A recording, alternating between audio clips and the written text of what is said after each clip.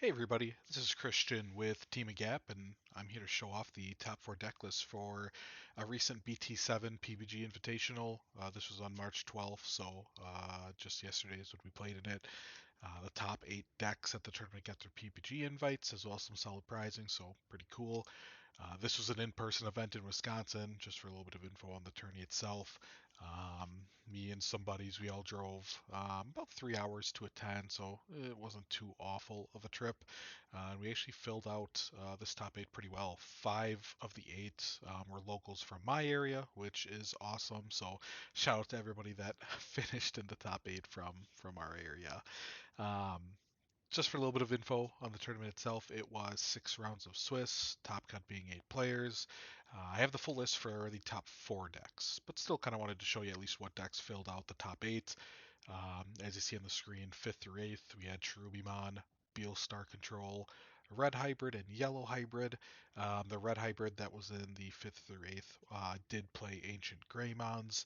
The Yellow Hybrid, I'm not 100%, but 99% sure it was a purple base. For the 3rd and 4th place spots, we had Yellow Hybrid, which had a purple base, Yellow Recovery, which just a little bit of a twist on the hybrid. 2nd place was Red Hybrid, and this was without Ancient Greymons. And then the winner was Blue Hybrid. So let's get into the lists. All right. For our first deck that we're going to be looking at, this is going to be Yellow Hybrid. This is actually my deck, so I'm really happy to be showing it off for you. I was actually going to play Blue Hybrid, but when I got there, I didn't want to play the Blue Hybrid into Yellow Hybrid matchup. I think it's awful, so I made the hot swap to Yellow Hybrid. Worked out great. So purple base, we are playing the Xiaomon eggs. This gives retaliation if you have 10 or more cards in trash. Just to note, this is only on your turn. Not everyone knows that, but only your turn. So if it's their turn, you don't get retaliation for your Digimon.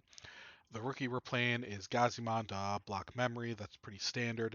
You only need the 4 eggs since I only play 4 rookies. So that's that purple package. We play 4 Bokos. Bokomon seems to be mandatory in every single hybrid deck. He's just so good. He gets to dig a hybrid and a tamer of any color. That is just so flexible. Plus, it gives 2 memory when you're going over a tamer. I play the full 4. He's an absolute menace. The lineup for 4s or hybrids, it's just the maximum we can. So we play all 4 Kaze, all 4 Zephyr, and all 4 Jet Sylphie. Jet Sylphie is arguably one of the best cards in the deck. Being able to go over a level 4 that has a tamer underneath for only 1 is insane value. Plus, you get to recover 1 as long as it's over a hybrid. I mean, that's the only 4s we play. So Jet Sylphie's always going over a level 4 hybrid, and you're always recovering 1. It is so strong. Rise Greymont's the other level 5 that we play. This was very good as well. When you digivolve into him, you get to play any yellow tamer. You don't get the on play effect, but that doesn't hurt you too much. So if you're playing TK or Kari under it, that doesn't have an on play effect, so you don't really lose anything there. For TK or Zoe, unfortunately, you don't get the full effect from them, but sometimes you don't really need it. You know, if you already have a TK out, you don't lose the most in just getting to play a free 4 cost tamer and not pulling something from security. Sometimes you might not need to. And then same for Zoe, you know, you might not always have a target, so you don't always miss something off Rise Gray. One last thing to note, his inherit is also very important. If you have 3 or more yellow tamers in play, your Digimon gets security +1. You need some type of pressure in this deck, especially for the mirror. And Rise Ray is one way that you can do that. So having a security +1 inherit's really, really important, or at least having some type of security plus from your level 6s. As you'll see in the other yellow hybrid deck, we're going to see if they do play a security +1 attacker. I do think that's really important. So moving on to the level 6s, I do play 2 Shine Grays. This is kind of a board wipe or board clear depending on what you got or what they have, but when you digivolve into them, it is mandatory. You suspend all of your yellow tamers, and then every tamer you suspended, that way you get to -4k from a Digimon. You can spread it across multiple, you can do it all to one really big one. Shine Gray is just really flexible. And then also, he is pretty strong on your turn. He gets 1k for every tamer, even other color tamers. So this is really the guy that you want to have swinging in on top of a Rise Gray. So ideally, he's going to be really strong. He'll live through the checks to, actually get two. So Shine Greymon, very strong card. Happy I played two of him. Dynasmon's probably the MVP of the day. I bumped him up to two the day of, and I was so happy I did. This is super strong into, I mean, almost every single matchup. But whenever a security card is removed from your stack, if you're at three or lower, you get to trigger recover one, which is just so good. So it really makes your opponent think about when they're swinging, what are they really getting from it. They have to take into account the extra that you get from Dynasmon, and not many decks have an easy way to clear it, especially blue and red. As long as you don't suspend your Dynasmon, red has to play Gaia Force really to get rid of it. That's arguably the only way for red hybrid to do it. And then for blue hybrid, not all of them are really playing removal. You won't see many Cocytus Breaths or many Absolute Blasts to get rid of them. Some are playing the Magna and the Koji lineup, but not all of them are. And that's really one of the few ways where they would have to put a Magna under another Magna and then bounce that to bounce your Dynasmon. It's just not the most common thing. So Dynasmon can really stick on a lot of different boards and really recover a lot. It's very, very good. And then the Digivolving effect is very useful too. You do trash a security, and then you get to look at the top six cards of your deck. You can add up to two level 6 or lower Digimon, so really the only thing you can't grab is Susano, but that lets you grab pieces. The rest go to the trash, which can set up your Susanomon plays later. So very, very strong. The last level 6 we play is a Kazuchi. He has one of two different effects when you're digivolving into him. If you're at 3 or more security, you gain 2 memory, so he ends up being a 3 cost. If you're less than 3 security, you recover until you have 3, which is awesome. So if you're at 0 security, you go into him. He has a 5 cost, but you recover 3, which is incredible. And then while you have 3 security or more, he does get security plus 1, which is just, extra pressure. Kazuchi was awesome. I might try to find a way to fit a second one in, but absolutely, I for sure would play one. And then the last Digimon, Susanomon. Everybody knows this guy. Very, very strong. You thing when you come out or digivolve into him, you blow up any Digimon, which is incredibly useful. And then he's security plus 2, so he is swinging 3 checks. I don't know how many times I was able to for all 3 security that my opponent had, and then either with my egg that was in raising or with another hybrid, I was able to swing for game. It's just it's so strong, especially when you combo that with win rate 60%. You will have plays where 5 memory is the magic number. So you're at 5 memory, you can win rate down to 3. You will go into Susanomon that will cost 3, so it's a 5 memory total play, but that lets you get into Susano for only 5. Very, very strong. It can surprise people if they're not expecting it. But yeah, just the way that you can get a lot of swings or a lot of security in one swing off Susano.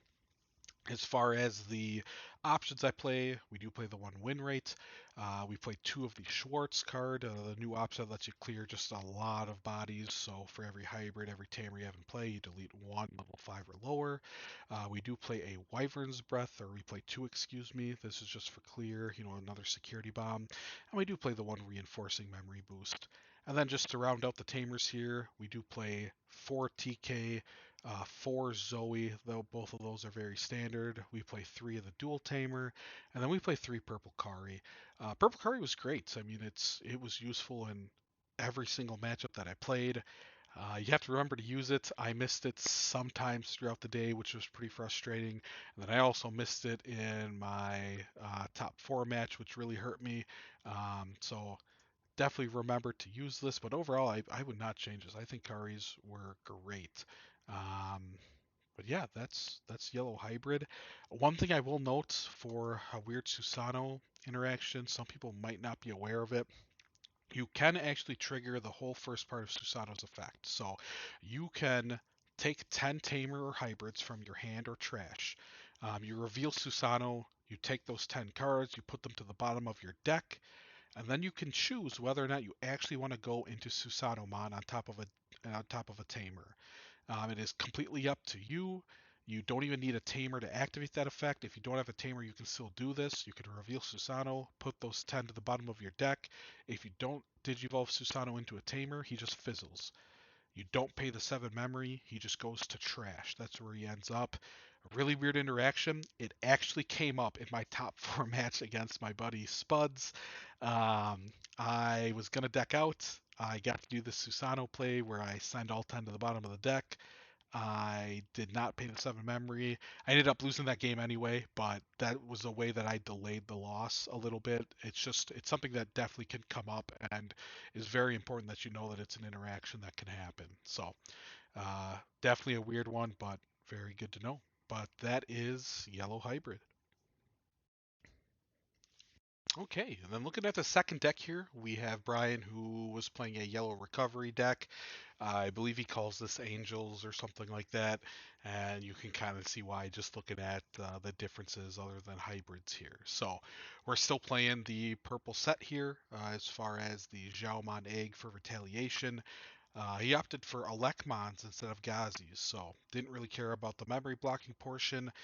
He cared about deleting level 3s or lower with that Alekmon, so if something's suspended, you can swing in with Alekmon to kill with Retaliation from the Xiaomon Egg, and then you also get to delete an additional level 3 on the board. So really nice that you can kill off Bokos that are left there, maybe Strabimons or Flamemons, or really any level 3 that was played afterwards.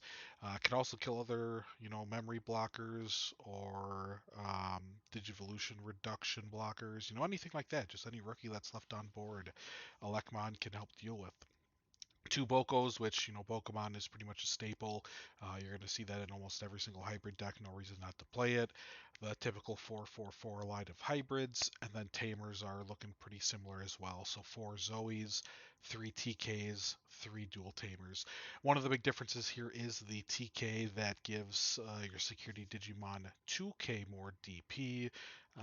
Kind of a budget play as far as memory costs. It's only 2 drops, so that is really, really efficient memory wise. You get a full tamer out there that you can digivolve over.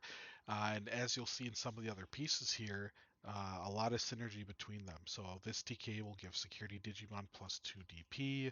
The Zoe Inherit already does that with 3k DP if it's under something. The Zephyrmon, if it goes over a hybrid or Zoe, will also give 3k DP. So you can kind of see how it adds up here. If we take a peek at the other level 5s that he's playing, he plays the Magna Angemon that will recover one on play, so it is a 7 drop. You recover one. We've kind of seen this guy see and play in every single format one way or another. And then all of the level 6s here are Seraphis, which is pretty interesting. So we have the BT1 Seraphi, which I really like because it is needed for pressure. So not only does this recover one, you get that nice security plus 1, which I think you need one type of this guy in your deck if you're playing yellow hybrid. You kind of need a security plus 1 just for more pressure. I opted for a Kazuchi. Brian here opted for Seraphi. Really good options regardless of which one you go with, but this one, recovery 1 on Digivolution, then security plus 1 if you have 3 or more security. The EX1 Seraphi, which really this is another, synergistic pick for all the other DP gain on security Digimon. This Seraphi still recovers one on Digivolution, but while it's suspended, it does give your security Digimon 5k more. So you can kind of see how this adds up so quick. There's 5k from the Seraphi, there's 3k from Zephyr, 3k from Zoe, 2k from TK. I mean, if you have everything out there, you have a Zoe proct, you have a Zephyr for that turn, both TKs, and a Seraphimon that's tapped, which really that's not that hard to have happen in this deck. That's 15k DP added to security Digimon. So unless something has jamming or is, like an ancient gray that's super boosted or something, I mean, most things are gonna die here. And they can die from Elecmons or Bokomons. So this really does kind of feel like a security controlish deck. Just so much DP added to the security Digimon. And then also you see these security bombs as well, which are the 3 Schwartz and then the 4 Wyvern's Breath. It's going to be tough living through security swinging. The last Seraphi, just more recovery. So recovery on Digivolution like all the other ones, but there's also recover ones on deletion as well. So you can kind of see how everything works together. He really just tries to focus on recovery through the Jet Sylphie, the Magna, all the Seraphi mons, and then hopefully everything is boosted enough DP wise, or you check bombs and security. That just makes it really tough to get through them. This is a real grinder of a deck. My only worry is in the yellow, mirror match. Will you finish the game if it goes to game three? Who knows? But this really security control-ish, grinder kind of deck, it can be very tough to break through. So, props to Brian. Again, this was a third/slash fourth place deck list. Really just a cool twist on yellow hybrid, and just another showcase of how you could really make decks run differently depending on what picks you choose for some of those flex spots.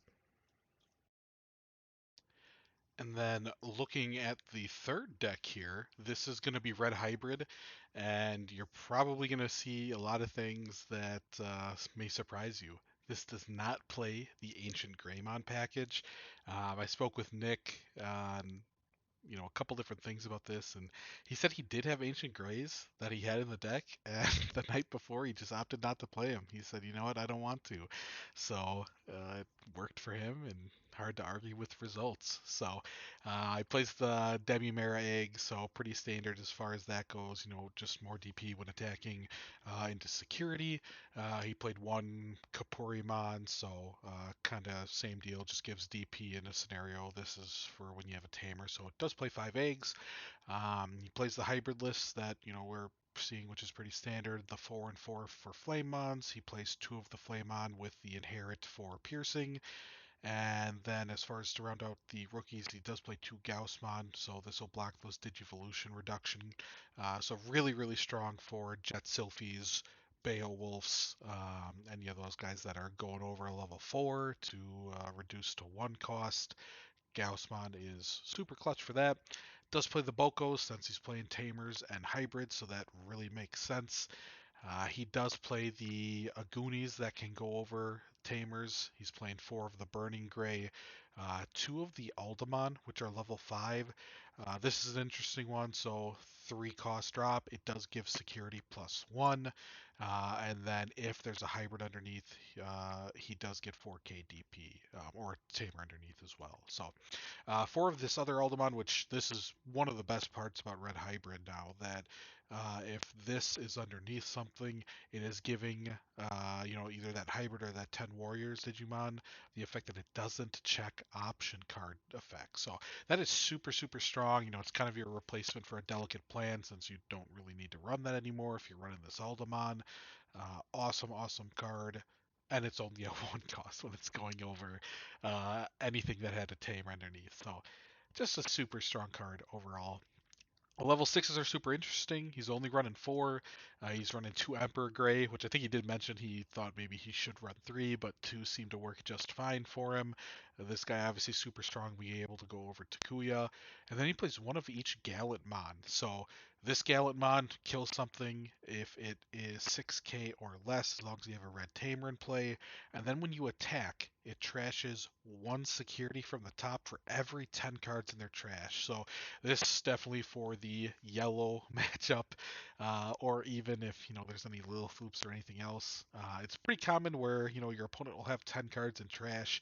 It can definitely happen where they could have 20 or more, though, depending on what deck you're playing against. So Galamon can be a huge surprise if you're knocking off 2 security just from his when attacking effect.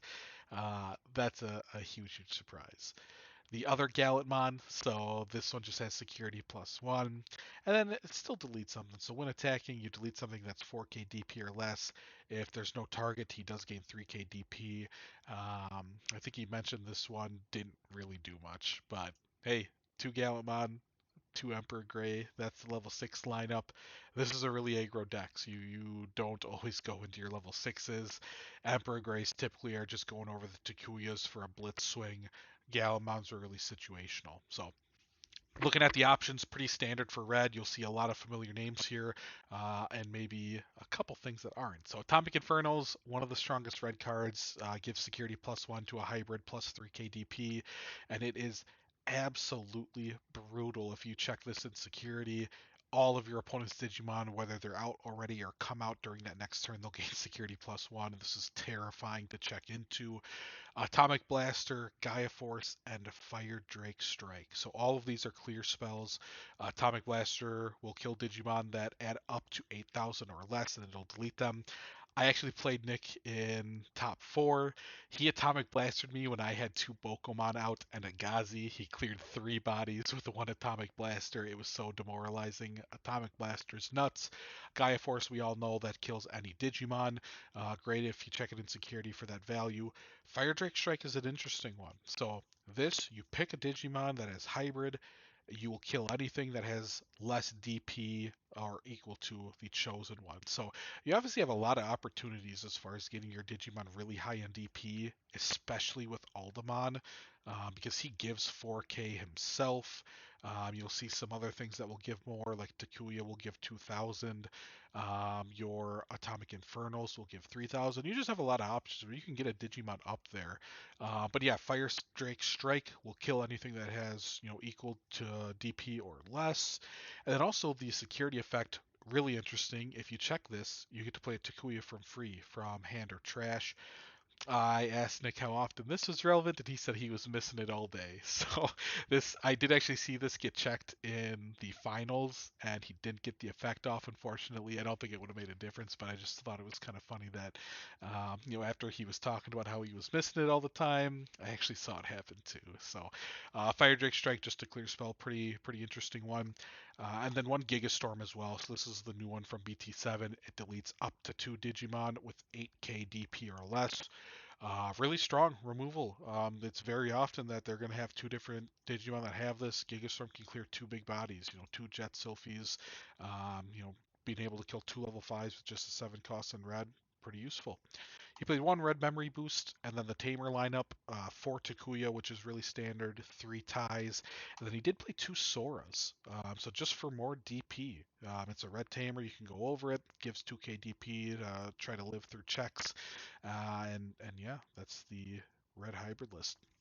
Again, we asked about that Ancient Grey package. He just said he didn't want to play it and felt more comfortable running this just for straight aggro, and hard to argue with results. He had a great placing. One thing I will mention on Takuya, I know people have mentioned it a lot. They're probably aware now just with how popular it's been. But this is one of those things like I talked about with Susanomon, where you can reveal Susano, put 10 to the bottom, not actually commit to the Susano, so memory, you don't have to pay the 7 memory. You can do the same thing with Takuya, actually. You can put 5 hybrids underneath them from your trash, but you don't have to Digivolve into Emperor Greymon. So you can just put the 5 under, have it fizzle, and then you can actually put a level 4 hybrid over this guy and just get all those inherits depending on what you might be putting under. So just something to think about. Make sure you're aware of that if you feel like you want to play red. That is a pretty important step. But yeah, that is red hybrid without the ancient Greymons. All right, and for our final deck list, we're looking at the winning deck list, which is Zach with his blue hybrid list. He was playing Magna Garurumons, so I know a lot of decks are kind of half and half on this. Some do play the Magnas and the Kojis, some don't play the Kojis, but they do play Magnas. Some don't play either. Zach did opt for both of them. So looking at it for eggs, he's playing the 4 Upa, 1 Kiaro, pretty standard. I mean, both of these you're going to be able to proc in almost any matchup.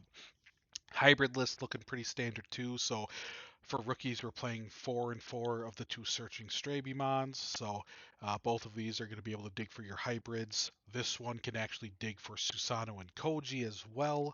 So you get to grab one of those. This Straby, you just grab one hybrid and any tamer. So both kind of have their purpose. The other Straby that we're playing of 3 of the Straby that gains a memory if you're a hybrid or 10 warriors swinging on top of him. So this one, typically you want to obviously have a hybrid over him to gain that memory back, which can be very helpful.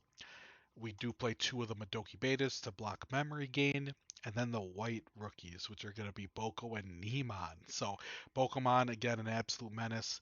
He gets to grab any tamer and any hybrid, so very useful since everything in this deck is pretty much hybrid. The only things that aren't are the 2 white rookies, plus the Madokis. Then any of the tamers, you can grab those as well. Neemon, we're kind of seeing some people start to play this guy because he gives a lot of value if you get the tamer play on him. The big one is, it's only tamers with an inherited effect, so your two options are either Tommy or Koji, but really, really good. I mean, if you get a Neemon play and then either a Tommy or Koji, then you could follow up with, like a Korikaku on top of one swinging and it dies. You get to bring that back. It's just so much value from this Neemon if he gets to get the initial effect off, and then also gets to get the returning a tamer after it's deleted. It is just so good.